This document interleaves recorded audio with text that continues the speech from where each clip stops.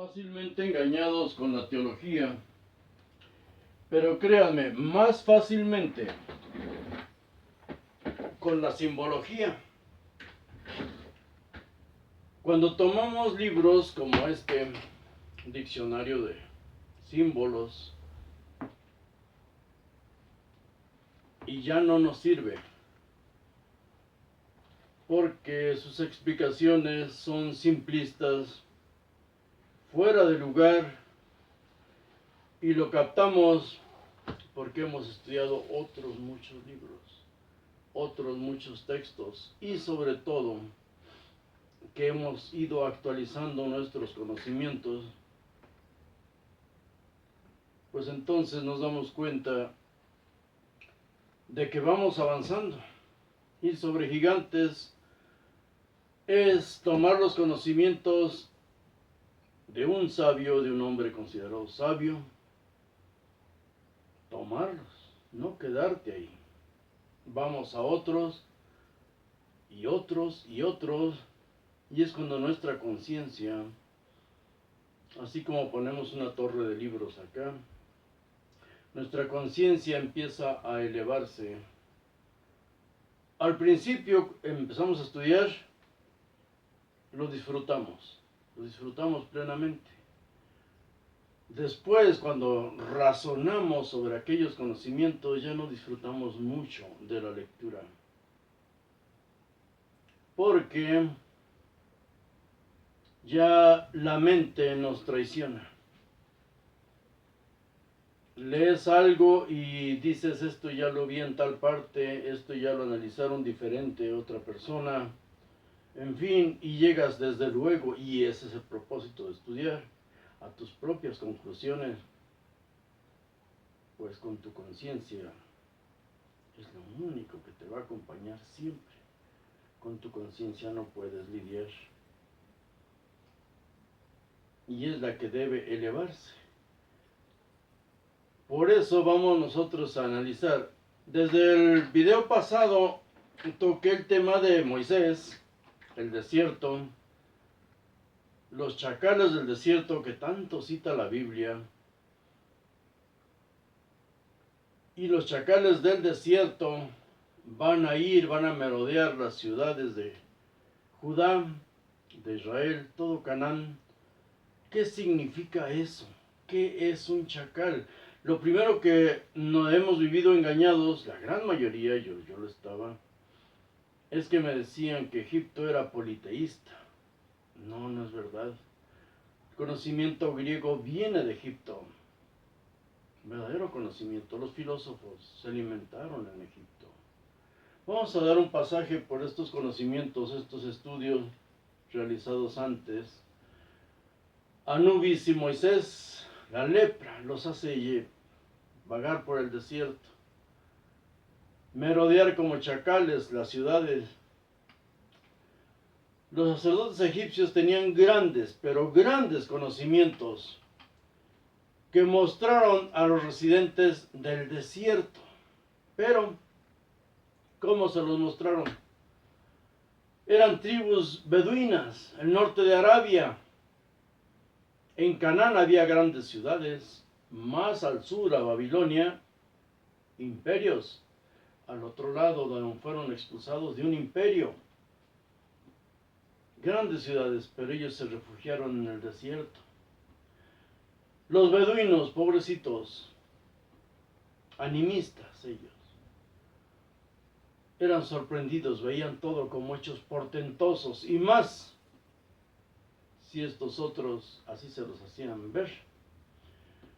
Por eso vemos la frustración de Moisés, supuestamente la frustración de Dios. Cuando dice desde el libro de Jeremías, no solo en el Nuevo Testamento se dice eso, desde Jeremías ya se quejaba. ¿A quién enseñaré ciencia? ¿A los recién destetados? ¿A los arrancados de los pechos? No es el grito de un Dios, y menos que los quiere todos tontitos. No. Es la frustración de quien sabe mucho, demasiado. Pero hablar con esos pastores era lo mismo que predicarles a las cabras. No le iban a entender nada, aunque rumiaran viéndolo. nada iban a entender. En la escuela de misterios egipcias, las escuelas de misterios, lo primero que se les enseñaba a los niños y niñas de 7 años en adelante eran elegidos por ellos. No es que se los entregaran y los tomaran, eran elegidos por ellos. ¿A quién iban a enseñarle? ¿Y qué iban a enseñarle? Igual que lo hacen hoy en las escuelas de gobierno, los van subiendo de grado poco a poco. Lo primero que debían vencer estos niños era el miedo. No quedarse paralizado por el miedo ante cualquier peligro que enfrentara. Sobrevivir. Y un entrenamiento similar al de esos sacerdotes egipcios los recibieron después guerreros espartanos y griegos, todos ellos. Un entrenamiento no solo físico, sino también mental. Y lo reciben hoy militares de élite.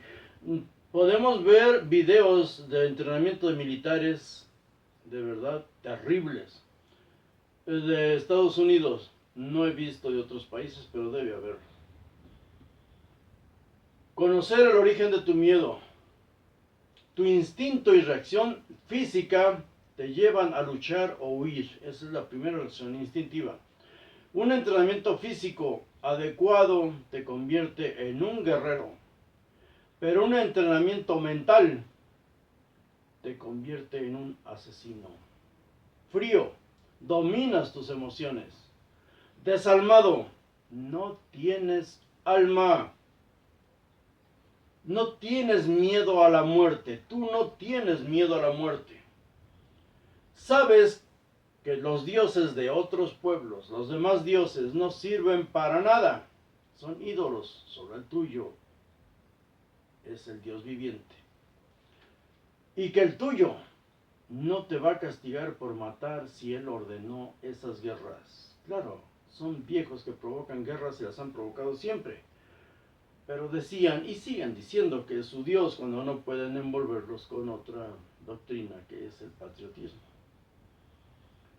Porque a tu Dios siempre debes matar para defenderlo, siempre debes estarlo defendiendo, además de alimentarlo. Siempre. El asesino perfecto será un fanático religioso toda la vida. No conoce la piedad y trabaja por promesas, no le interesa la riqueza. Pero volvamos a Egipto, con los sacerdotes entrenados. Solo con entrenamiento se puede sobrevivir en cualquier circunstancia. Anubis, presumiblemente el dios chacal, se presentaba como un dios a los egipcios ignorantes, no a los estudiantes de las escuelas de misterios. Ellos desconocían el misterio, ellos no lo iban a entender jamás. Y estos pastores estaban necesitados de una fuerza emocional para enfrentar la vida o la muerte. Desde luego siempre al servicio de los gobernantes, siempre al servicio del rey, que le llamamos faraón, se le llamaba faraón. En uno de esos salones, por cierto, la conformación de las escuelas de misterio tienen una arquitectura extraordinaria, asemejan un cuerpo humano. Y van aprendiendo, de ahí sacan eso de los 7 chakras, van aprendiendo el funcionamiento del cuerpo humano y relacionarlo con el entorno. Los únicos conocimientos que sirven son los que vas a poder aprovechar para ti, para los tuyos, para tu nación, para tu familia. De lo contrario, ¿para qué estar tonteando? ¿Para qué? No tiene caso. Para mí, en lo personal, mis hijos, mis alumnos, ustedes, mis amigos, por lo que me escriben, siento cierto afecto, cierto aprecio. Y mis libros no van a morir conmigo, van a caminar en ustedes. Por eso es muy importante que sigamos analizando esto, porque esto sí es sabiduría, esto sí es conocimiento. Pues bien, en uno de esos salones del desierto, de la escuela de misterios, se les enseñaba a sobrevivir en el desierto, como lo hace un chacal. Es el único animal del desierto que si lo sigues, te va a llevar a un poblado. Y este animal no se muestra hasta que está seguro de poder sobrevivir a un ataque, porque detrás de él van sus crías, van sus hembras. Te enseña a ti si sabes seguirlo o sabes vivir como él. Por eso ponían a un hombre con una cabeza de chacal. No eran dioses. Era que ese hombre, ese alumno, ya había aprendido un misterio. No como el Pablo y la Biblia. Oh, esto es un misterio. Wow. Esto es conocimiento. Vamos allá. Te enseña, repito, a merodear. Vivir de las obras de las comunidades. Ellos le llamaban diezmo, las primicias. No vas a tener guarida, no puedes hacer guarida, no puedes entrar a convivir con ellos, estás leproso. No vas a tener propiedades, pero siempre tendrás comida, porque tú eres el oficiante de su Dios, el Dios que tú les mostraste. En cada pacto entre ese Dios y los pueblos a los que llegaban, porque fueron diferentes chacales, diferentes dioses y muy parecidos entre ellos, lo primero que pide el Dios es comida. También pide hijos y animales vivos, así como de sobra para tener ellos. Pero puedes cambiar a tus hijos y los animales que no se comen por cultura, sus ideas, los puedes catafixiar, los puedes cambiar por comida. En la Biblia dice, puedes redimir a tu hijo, puedes redimir a un asno. Y en muchos casos casi era lo mismo. Todo esto funcionaba muy bien hasta que se apareció un hombre mañoso, ladino, ventajoso, que no le tuvo ningún miedo al supuesto ser poderoso que lo enfrentó, y eso que lo agarró haciendo sus necesidades en la noche. Lo enfrentó a golpes y lo venció. Lo obligó a que lo bendijera. Bendíceme. Y lo puso a su servicio. Fue él el que lo puso a su servicio y le puso condiciones a su, entre comillas, Dios. Ese hombre era Jacob. Y después lo conocimos como Israel. Para entender todo esto, debemos ir a las escuelas de misterios egipcias y aprender de ellas. Tengo aproximadamente 30 libros y como unas 80 revistas que versan acerca de egipcios, así de que solo pequeños resúmenes, pero ustedes, si les interesa, van a navegar en todo ese conocimiento. Ya todo lo tenemos aquí.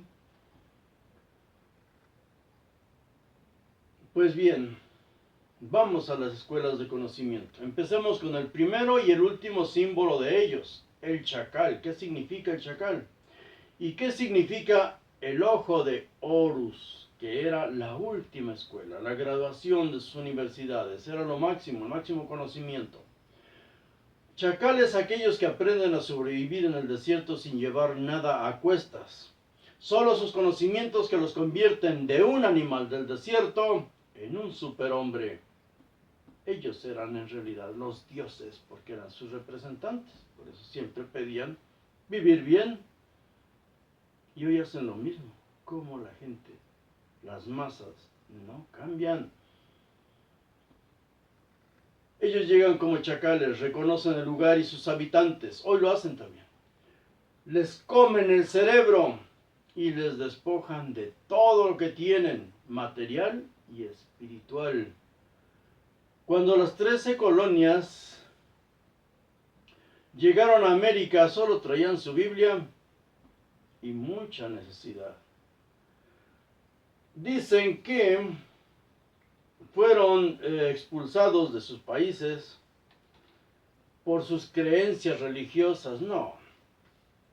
Fueron expulsados de sus países por sus prácticas perversas, porque no aceptaban someterse a leyes civiles que ya se iban imponiendo de todos esos países que hoy le llamamos de primer mundo. Y estos han ido de un país a otro, expulsados de un país a otro y adueñándose de todo. Aquí llegaron a América y pobres nativos se los comieron, lo mismo que hicieron aquellos en Canaán. Los poseedores de esos conocimientos, repito, y dueños de su Dios, exterminaron a los nativos americanos en un genocidio y con las riquezas acumuladas hoy compran naciones. Como ellos son dueños de la historia, nosotros, los tontitos, las masas, adoramos a sus héroes. Ellos provocan guerras y manejan el mundo a su conveniencia. Lo mismo que el Dios del Antiguo Testamento, que manipulaba las mentes. A Moisés le decía, ve y dile a Faraón que si no suelta a mi pueblo, voy a aplicarle esta plaga al suyo pueblo, al suyo. ¿Y qué dice enseguida? Y yo voy a endurecer la mente de Faraón. O sea, jugaba con todas las mentes. Es un juego mental. Es manipulación de masas. Es el arte de la manipulación. Por eso el único que gana es ese Dios. Ahora este. Por eso la leyenda del dinero norteamericano. En Dios confiamos. El dinero no lo puede todo, pero casi todo versa sobre el dinero. En Dios confiamos. ¿Y por qué aparece esa leyenda en Dios confiamos en todo el dinero norteamericano? Monedas, billetes, todos. Aparece en Dios confiamos. Aparece también el ojo de Horus, el ojo del halcón. Es otra imagen que acompaña sobre todo al símbolo del dólar, del dinero americano, el dólar. El dólar es el símbolo. Y ahí vienen demasiada simbología, la pirámide y un triángulo. Los representa siempre. Ese será el símbolo de su dinero, su poder, su riqueza. Recordemos que fueron matemáticos y científicos griegos los primeros filósofos, pero ellos aprendieron ¿dónde? En Egipto. Ya es hora de que nosotros estudiemos esos conocimientos que estaban en Egipto. Caminemos en hombros de gigantes. ¿Qué es el ojo? ¿Y por qué el ojo de un halcón? ¿Por qué esto siempre nos ven de arriba hacia abajo? ¿Quién fue Horus? Hay mitos, infinidad de mitos, lo encontramos aquí. No quiero repetir lo que aparece aquí, solo puntualizar algunas cosas que a mi entender están mal. Pero todo debemos razonarlo para ver quién tiene la razón, quién está en lo cierto. Horus aparece en Tebas, o sea, le empieza a relacionar en Tebas, 2300 a.C. a 150 a.C. Es en la época de Ram. Todo esto vamos a irlo analizando. El carnero. Cuando crea el ser, lo que ellos llaman el ser, ellos no tienen infinidad de dioses. No, un solo Dios, un solo ser creador. Cuando ese ser crea al hombre a su imagen y semejanza, él crea el ser, crea al hombre a su imagen y semejanza. Es en esa época, pero a su imagen y semejanza, solo en la conciencia, no se refiere a lo físico. La conciencia del hombre es la que hace a su imagen. Y le llaman, los egipcios, en esa época le llaman Amon-Ra. Cientos de templos aparecen donde predominan los carneros. Son las efigies de carnero, la que vemos ahí formadas. Los faraones incorporan Amón y Ram a su nombre, nombres teofóricos. En la escuela de misterios hay una casta sacerdotal, no es hereditaria, repito, ellos elegían a niños hoy le llaman superdotados, ellos elegían a los niños que tenían capacidades de ser sacerdotes, hombres y mujeres. Pero aún así, a muy pocos sacerdotes le incorporaron al nombre la palabra Jotep, sabio. Por eso, desde que los israelitas supieron de la sabiduría egipcia, me río de la sabiduría de los sabios, vivieron para ellos. Uno de esos sabios fue Imhotep. Ese fue uno de esos sacerdotes. Como reconocimiento, sabiduría, le ponían esos nombres. Ellos en realidad gobernaban desde las sombras, detrás del rey, que nosotros llamamos faraón. Por eso se habla de Metatrón, y hay personas que citan, creen lo mismo que Jehová, que existe, que tiene cuerpo. Lo mismo que Satanás, creen que existe, que tiene cuerpo. Y Metatrón, y el cubo de Metatrón, creen que existe, que tiene cuerpo. No, Metatrón significa atrás del trono. Hay uno gobernando, uno da la cara, y sus asesores, su cuerpo de asesores, que es hoy, y siempre ha habido, son sus consejeros. Y si hay alguno que tenga influencia superior a los demás sobre él, a ese se le llamaba Metatrón, el poder detrás del trono. Metatrón, atrás. Recordemos del templo de Salomón, templo mítico. ¿Qué decía ahí?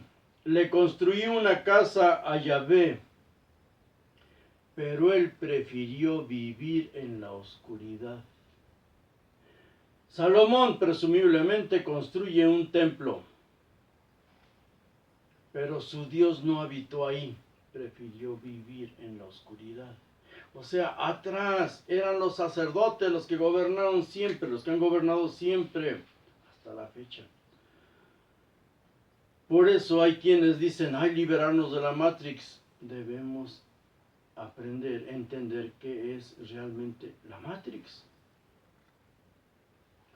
Pues bien, vivir, radicar en las sombras de esos seres, todos ellos. El ojo de Horus, la escuela de misterios. Vamos a saltar nosotros muchos pasos, pero vamos después a regresar poco a poco. Es un símbolo de la escuela de misterios. Todos ellos, todas las escuelas tenían el ojo de Horus. Aparecía en todos los templos de Egipto.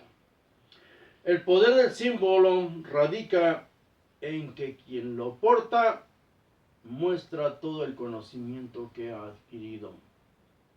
Si en una escuela lo ponían en la entrada, es porque quienes dirigían ahí habían llegado al último grado de conocimiento.